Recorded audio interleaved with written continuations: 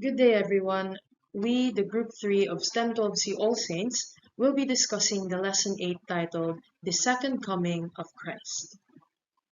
But before that, we have here a set of objectives that we need to achieve at the end of the lesson. So the students, or you guys, are expected to first understand that Christ's second coming is a dogma of faith.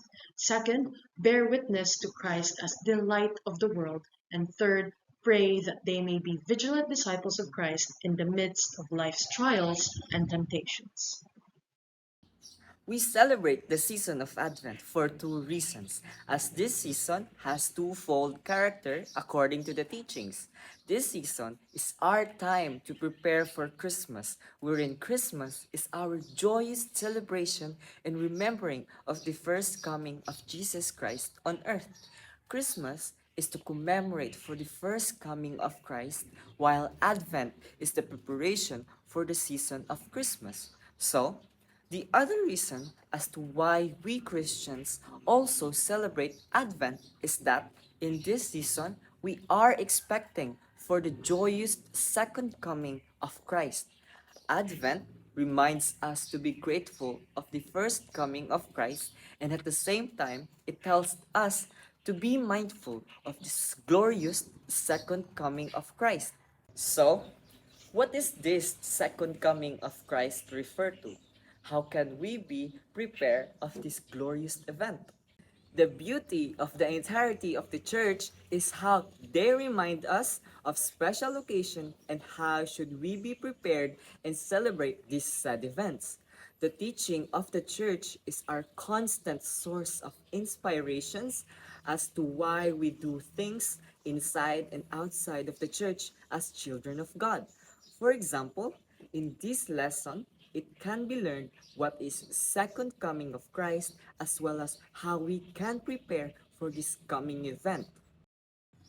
We profess the truth of faith about the second coming of Christ in the Nicene Creed. We say he will come again in glory. From this thought, we can understand that in our daily prayer, we express our beliefs and praises of this second coming. The church teaches us that in the first coming of Christ, the earth was filled with darkness of ignorance, sin, and death. Also, it is common knowledge that in the end of this period, Christ saved us from all of those darkness. We commemorate this saving moment of Christ in our liturgical season. Whilst the second coming of Christ, or when the Lord comes again on earth, based on the teachings, it will be in glory and all majestic. The church teaches us that in this glorious event, He, our Lord, will come again at the end of time as the divine judge and ruler of the world. Okay, so moving on, I have here a question. What is the nature and purpose of Christ's second coming? So, this is what we are going to be answering later on. Okay, so we have here a passage from Mark chapter 13, verse 24 to 27. And this passage right here explains the nature of Christ's second coming. But first, allow me to read it. But in those days after the tribulation, the sun will be darkened, and the moon will not give its light, and the stars will be falling from the sky, and the powers in the heavens will be shaken. And they will see the Son of Man coming in the clouds, with great power and glory. And then he will send out the angels and gather his elect from the four winds, from the end of the earth to the end of the sky. So, in order for me to explain to all of you this whole passage, I will be um, cutting this into parts so I'll be able to explain it to you clearly. But first of all, I want to define what tribulation means, which is a word that is used here in our passage. So, tribulation simply means suffering or distress. And the first part, I'll be reading it to you. But in those days after the tribulation, so this part of this paragraph right over here simply sets the scene, the overall scene after a time of great suffering and hardship. So this may be the great suffering and hardship experienced by people during those times. Okay, so remember the word, it sets the scene after a great time of suffering and hardship. So moving on to the second part, which is the sun will be darkened, the moon will not give its light, the stars will be falling from the sky, and the powers in the heavens will be shaken. So this part over here is an imagery. Okay, so why is it an imagery?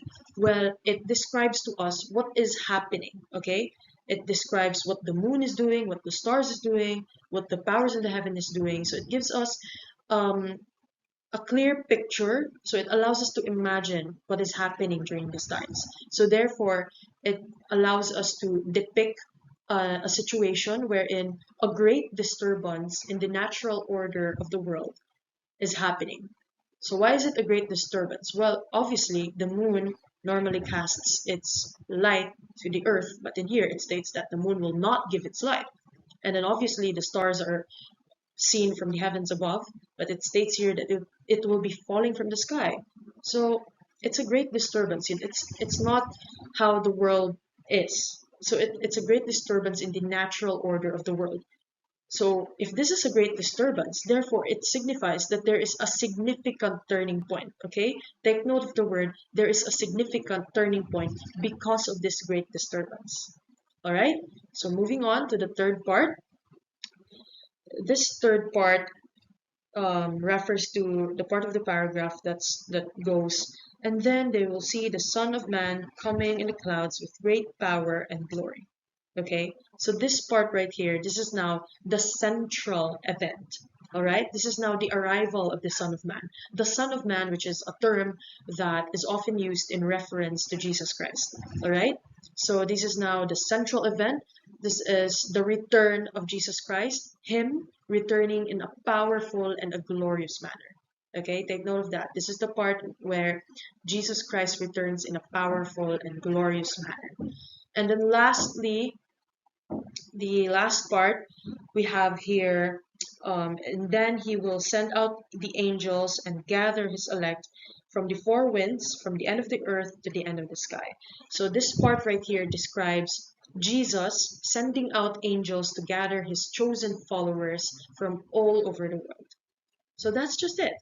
Um, Basically, this passage is traditionally interpreted as a description of the second coming of Christ. So the events mentioned here symbolize a major shift in the world's order. As I've mentioned a while ago, I said that there is also a significant turning point. Why is there a significant turning point? Because there is a great disturbance. And I've explained to you a while ago what I am referring to as the great disturbance, okay? So the events in this passage symbolizes a major shift in the world's order, therefore leading to the return of Jesus, and then further allowed Jesus to gather his faithful followers. All right? Well, that is basically the interpretation of the passage, but there are also other alternative interpretations out there. Like for some, they view this passage symbolically, meaning there is a representation of a spiritual transformation rather than just a literal event. So for some, they symbolize some of these events right here. They create meanings of it, and but for me and for all of you, I've created a simple definition by cutting it into parts and explaining it to you one by one. Okay, so we have here another passage taken from the Creed or the Nicene Creed, and this is now a sentence explaining the purpose of Jesus's second coming. All right, so it goes by saying, "He will come again in glory to judge the living and the dead." So just as how I explained to you the nature of Jesus' second coming, the same goes to how I will explain to you the purpose of Jesus' second coming, in which I will also be cutting this sentence into parts so that I'll be able to explain it to you one by one and, of course, specifically as well. So, first part will be He will come again. So, this is the first part, which signifies that Jesus will physically return to earth after he ascended to heaven. So, again, He will come again. This is now the first part that I'm referring to, and this signifies Jesus' return or his physical return here on earth after he ascended to heaven. Okay, so the next part of that will be in glory. So that's the second part, in glory, which now describes a magnificent and powerful arrival of Jesus. Okay, it's a powerful arrival of Jesus, and this is usually depicted or it's often related with light coming in and majesty. You know, when Jesus comes once again, when he returns, there is light everywhere and just it's majestic. That's just the simple meaning of it. And then the last part, which is to judge the living and the dead, which I believe um, carries quite a heavy definition or a heavy interpretation. This part of the sentence simply refers to the final judgment of Jesus Christ. Okay, this is where all people, dead or alive, or those people alive at that time and those who are already dead, they will be assessed for their actions, they will be judged for their actions during their life. Okay, and then further explanation of this is that we also have other interpretations. Okay, so since we've already talked about judgment, we have specific interpretations related to judgment, since it's the core of the purpose of Jesus' second coming. We have separation, reward and punishment, and resurrection. So for separation, it simply means that the righteous ones will be separated from the wicked ones. Of course, who are these righteous people? Well, these are those people who have lived their life according to God's teachings. Okay, and then moving on, we have reward and punishment, which is the second one. This simply states that the righteous ones will be granted eternal life in heaven, and those wicked ones will be granted eternal punishment in hell. Okay, so that's just it. And then for resurrection, we have here a belief that this is where the belief comes in. The belief of many Christians that those who have died will be resurrected in bodily form. They will rise again in their bodily form to be judged or to be assessed by Jesus. Okay, so that's the simplest definition I could give to you, or the simplest interpretation I could give to you about the purpose of Jesus' second coming. Now, it's important to know that this is a complex concept, okay? It's a complex concept. The nature and the purpose of Jesus' second coming is a complex concept with various interpretations, different interpretations. But these passages simply serves as a reminder for all of us that Christ's is the ultimate authority. Okay, this is a reminder of Christ's ultimate authority and a reminder that there is the importance of living a life that aligns with Christian values and living a life in accordance to God's teachings. So that's just it for the nature and purpose of Jesus Christ's second coming. Okay, so as stated a while ago, the parable of the 10 virgins highlights two types or two kinds of disciples, foolish ones and wise ones. Obviously, foolish ones lack preparedness and perseverance, while wise ones demonstrate faithfulness and readiness. Okay, next to this, in continuation with our topic about Jesus Christ's second coming, we have the parable of the 10 virgins. So I want all of you to be attentive as I read it. Be attentive to the words that you will be hearing because I will be reading it, but later on I will be discussing it as well. So the first part we have here, then the kingdom of heaven will be like 10 virgins who took their lamps and went out to meet the bridegroom. 5 of them were foolish and 5 were wise. The foolish ones, when taking their lamps, brought no oil with them, but the wise brought flasks of oil with their lamps. Since the bridegroom was long delayed, they all became drowsy and fell asleep. At midnight there was a cry, "Behold the bridegroom! Come out to meet him." Then all those virgins got up and trimmed their lamps. The foolish ones said to the wise, "Give us some of your oil, for our lamps are going out." But the wise ones replied, "No, for there may not be enough for us and you." Go instead to the merchants and buy some for yourselves." While they went off to buy it, the bridegroom came, and those who were ready went into the wedding feast with him. Then the door was locked. Afterward, the other virgins came and said, "Lord, Lord, open the door for us." But he said in reply, "Amen, I say to you, I do not know you. Therefore stay awake, for you know neither the day nor the hour." So as you can see, the parable actually teaches us quite a lot of things. But if you paid attention to small details, to the wordings that were highlighted through your screens, you could remember that, and I highlighted there the bridegroom. What else? The foolish, the wise, and even in this slide we have the wedding feast. So the phrase "those who were ready went into the wedding feast with him." Stay awake, you know neither the day nor the hour. So those are the words that you might want to take note of because they are very, very significant for our discussion. But first of all, I want to define what bridegroom means. Well, bridegroom simply means a man that is about to get married or who just been married. Okay? So that's the simple definition of bridegroom. And then we also have wise, or referring to the wise virgins, or we could simply say these are the wise people, which these are the people that they do not lose strength when faced with trials. These are the people who remain vigilant, who remain alert, who remain watchful, and who remain observant because they do not know the day or the hour of the return of the bridegroom or the return of Jesus Christ. Okay? So it simply means that if you stay awake or if you are prepared for the coming or for the second coming of Jesus Christ, then it's possible that you will be able to go with him into the wedding feast, or you will be able to join him in his banquet or in his meal.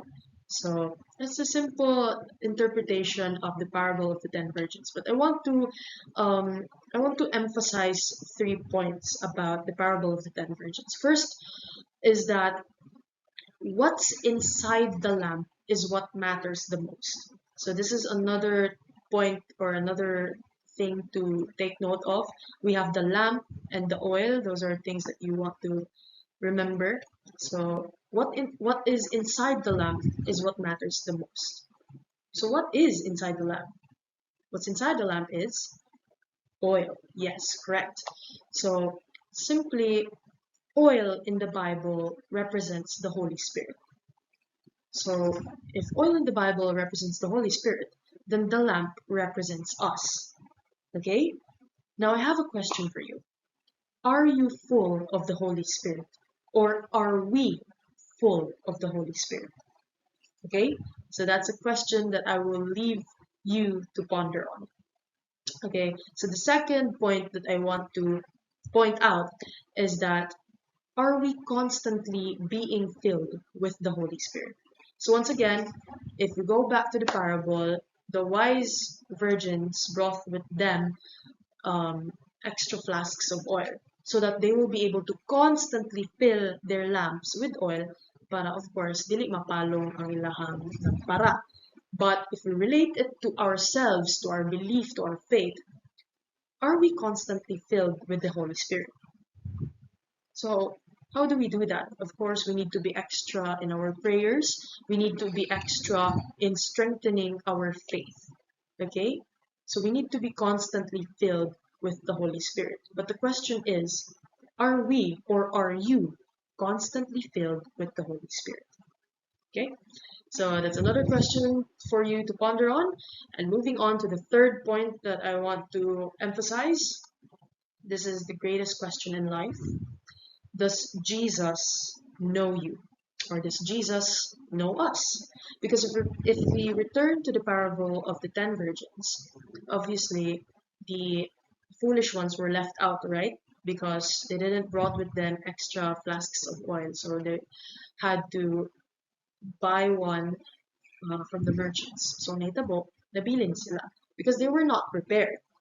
But The wise ones obviously went with the bridegroom because they were prepared. But the point is, if you're not prepared, then there's a big possibility, as stated in the parable, that Jesus might say, I do not know you.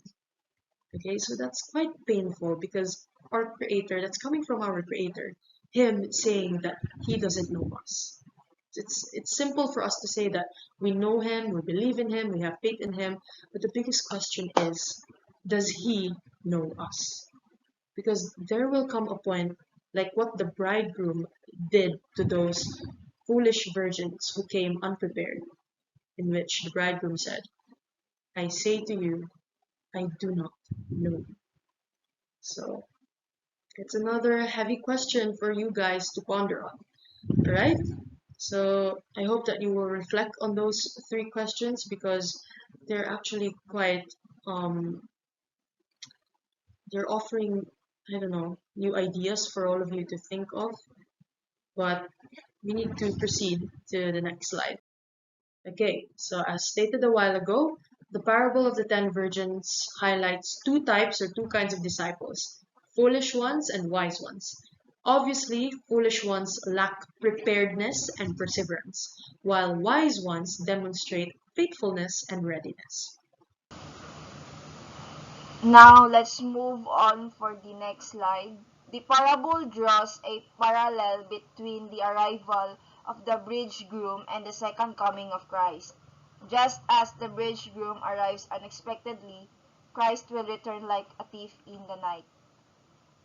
Ang ang parable na the parable of the 10 virgins and the second coming of Christ, pwede natin na sila makompare duha sa tulo ka rason. First, sa pag-abot ay sa wedding sa una is ang bridegroom kay mo-arrive siya sa balay sa bride. Wherein sa balay sa bride naa dito ang mismong bride ug ang mga bridesmaid. So nagahulat ang bride ug ang mga bridesmaid sa pag-abot sa bridegroom. Kung ato tan-awon kung naghulat sila, moabot gyud unexpectedly ang bridegroom. So as si Jesus Christ mobalik siya unexpectedly to claim his followers, to claim kita na mga Christians. Walay exact time, wala ta kabalo kung saan siya mo balik. Just as the bridegroom who arrives unexpectedly, Christ will return like a thief in the night. Ang kaning na statement, like Christ will return like a thief in the night, na-mention ni siya sa Matthew chapter 22 verse 23 and 1 Thessalonians chapter 5 verse 2. Kabulutan na, we all know na ang thief or ang kawatan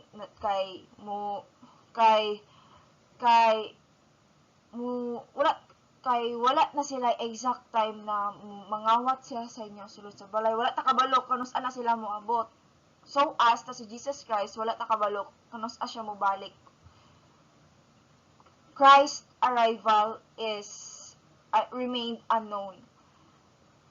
So kung wala ta kabalo kung saan siya mo balik, usa man atong buhaton, usa ato ang buhaton kita na mga believers, kita na mga Christians. Remaining alert despite limited oil requires constant preparedness. We must fill our lamps with the oil of virtues and good works, staying hopeful and faithful. Since the exact timing of Christ's return is unknown, we must be watchful and patient, ready for his arrival at any moment. This readiness ensures won't be caught off guard when he comes. The parable of 10 virgins, ang pasabot ay ang mga virgins sa parables is kita na mga believers, kita nang ginapasabot anak ng mga tao. The parable serves as a reminder serve as a reminder sa tuwa ng mga believers na we must be prepared. We must always ready, vigilant sa pagbalik sa Ginoo. And we just as the wise virgins na they kept their oil lamps lit and ready kay we must also keep our faith alive. We must also keep our faith burning and be alert sa mga signs na bubalik ang Ginoo. Dito sa parable, sa parable ang wise virgins o ang foolish one is nakatulog gid sila sa paghulat. But katong midnight na, ang midnight mao na siya ang midnight, ang late time sa pag-celebrate sa wedding, maotong nang mata to sila. Kay maoto siya ang time na murag ana sila na basin moabot na ang bridge groom. So anak sa parable na anak tong mga foolish one na wala sila dili na musiga ilang oilam kay dili sila ready. Therefore giingnan sila sa mga wise one na mopalit kay ang naa sila dili enough para sa ilang tanan. So nagpalit sila og oil lamp. Sa pagbalik nila dito gikan sila na malit og oil lamp, nasirad-an sila sa door. And dito ang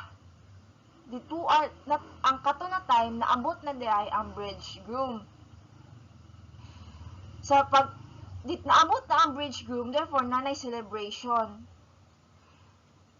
So kanina story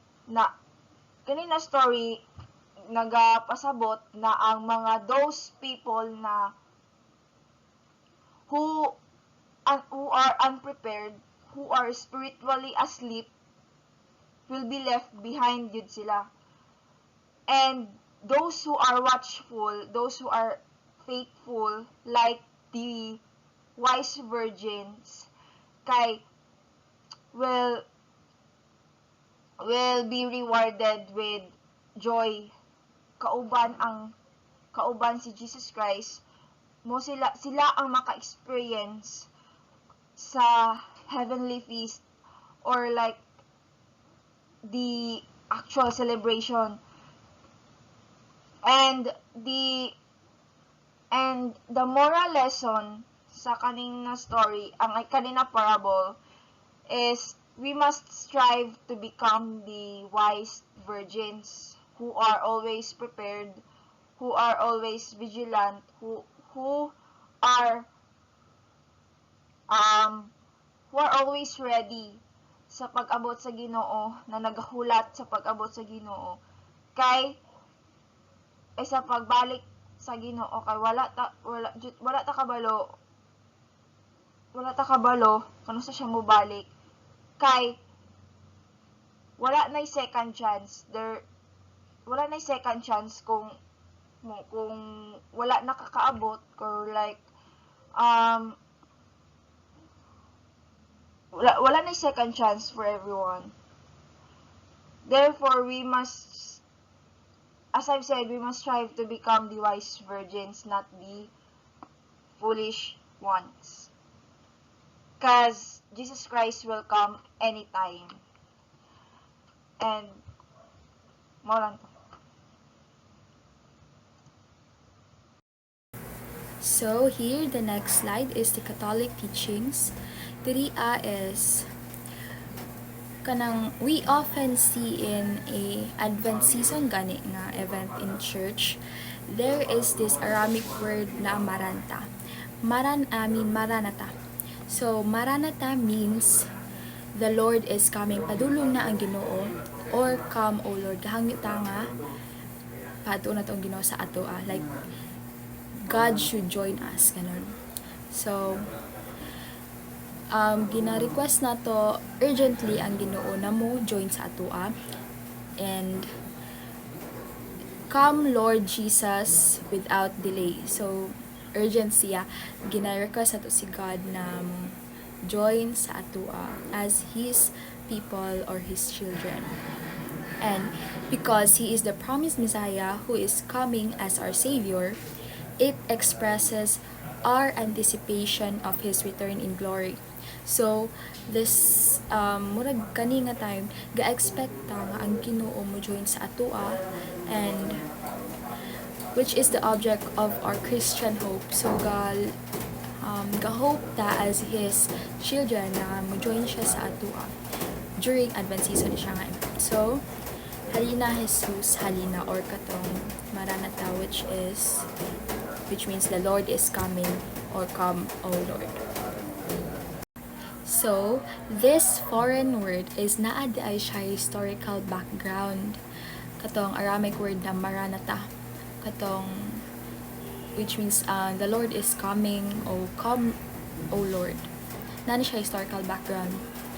So, katong mga early Christians, nag-face daw og much persecutions, which is kanang gimistreat gani sila sa mga tao that time, and they were asked to reject God. So mga Christians gi-ask sila to reject God, and nagpay sila og homage instead.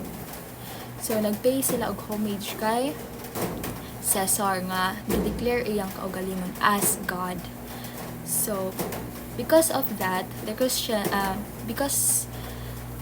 pero ang mga Christians, they knew nga there is only one God, and they believe na naara jud isa ka God nga ginasimba, gina-honor, gina-praise, or whatsoever. And so that they defied the Roman rule that carried with penalty. So gi-reject nila gi-disobey nila ang rule nga magpay og homage sa mga Romans, and they instead gi-face nila ang penalty, which is ang death. Instead magbayad sila homage kay kablimas nila nga there is only one God. And the early Christians living under such harsh treatment or predicament, and the believers, the Christians, would cling to their hope that one day Lord will come and save them. So mao na siyang historical background sa Maranatha nga Aramaic word, which is the come, O Lord, or the Lord is coming. So in the Eucharistic celebration, diba, we would always say na Christ has died, Christ has risen, Christ will come back. So, ikaduhang pagbalik ni Jesus Christ kay ginatawag na parousia. Isa siya kapag sa ulog sa atong pagtuo ni Jesus Christ na mabalik siya sa katapusan nga adlaw, or the end of the world, to judge the living and the dead. So mabalik siya to judge the living and the dead. And it is stated in the Bible nga kaning panghitabo, kaning event, mahitabo siya sa katapusan sa kalibutan. Sa atong pag-ampo o pagsunod sa iyang mga gisugo, dapat andam daw ta sa iyang pagbalik. Kaysa kanina panahon, we would see the new heaven and earth na puno og gugma og kalinaw. Wala na kasakit o kagool, kay ang tanang maayo nga butang magpabilin permanently. As mentioned earlier, the purpose of the parousia is to carry out the last judgment. As a shepherd, Christ will separate the sheep from the goats. He will place the sheep, the righteous, who will inherit the kingdom prepared for them, on his right, and the goats on his left. The accursed will be thrown into the everlasting fire prepared for the devil and his angels. As affirmed by the Catechism of the Catholic Church, on Judgment Day at the end of the world, Christ will come in glory to achieve the definitive triumph of good over evil, which, like the wheat and the tares, have grown up together in the course of history. As to when he will return, Christ says that it is the Father alone who knows. It is this unpredictability of the parousia that calls us to wait in joyful hope and in active vigilance. Gird your loins and your light of your lamps, and be like servants who await their master's return from a wedding, ready to open immediately when it comes and knocks. Blessed are those servants whom the master finds vigilant on his arrival. In another passage it says, "Be watchful, be alert.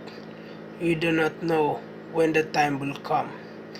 It is like a man traveling abroad. He leaves home and places his servants in charge, each with his work, and others the gatekeeper, to be on the watch. Watch, therefore, you do not know when the Lord of the house is coming, whether in the evening or at midnight, or at cockcrow, or in the morning. May he not come suddenly and find you sleeping. What I say to you, I say to all, watch.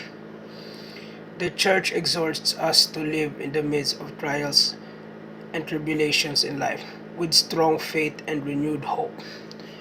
While we await the Lord's glorious return, the liturgy and sacraments help us to live through Him, with Him, and in Him. Because Christ is the way and the truth and the life and the light of the world. Whoever follows me will not walk in darkness, but will have the light of life. The explanation is Christ on the day of judgment, his second coming, will separate the true followers to the complacent followers and sinners. The true followers will inherit heaven, while the complacent followers and sinners will be judged to live without God. Since the second coming of Christ will come unexpectedly, we are called to be vigilant and attentive to when this happens. We can be vigilant by staying faithful, disciplined, and devoted to God. For people who stay vigilant of Him before His second coming will be rewarded by Him for their faith. Because God is the way for a good life in a world full of life's trials and tribulations.